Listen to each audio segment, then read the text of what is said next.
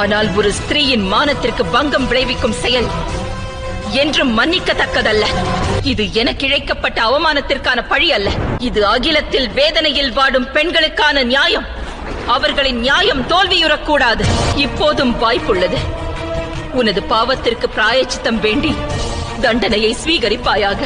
இல்லையெனில் நாளை யுத்த களத்தில் இந்த துச்சனை போலவே துரியோதனனும் மடிந்து மண்ணில் வீழ்வான். ஏனெனில் நிகழும் பாரத போரானது தனது இறுதி கட்டத்தை நெருங்கிவிட்டது.